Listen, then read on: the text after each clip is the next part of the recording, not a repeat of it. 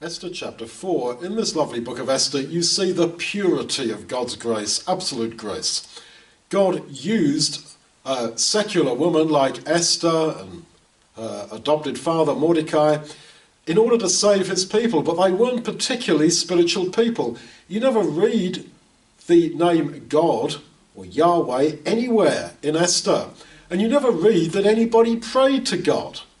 When, for example, Mordecai hears of the command to kill all the Jews, we're told he puts on sackcloth and ashes.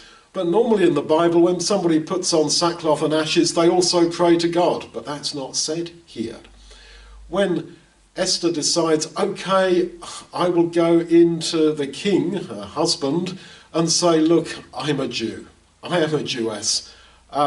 Please, can you change this decree to kill all the Jews? She gets everyone to fast, but it doesn't say that they prayed. And she says, well, if he decides to kill me, if I perish, I perish. It's sort of fatalism, not faith. And yet God used this. And she comes into the king, Esther 4, verse 8, to make supplication, to ask for favour. She asks for favour. But we're told in Jeremiah 16, when God says, look, you people of Judah, you've sinned, I'm going to send you into Babylon. And there, God says, I will not show you favour. There you will find no favour, no grace. But they did. Because they were so super righteous and pious? No. Didn't even pray. It's not recorded that they prayed. No mention of God in this whole book. But God still showed them favour. Now, we've all had experiences like that, where God does something wonderful for you in your life when you've not even been praying. Or he gives you something that you didn't even pray for.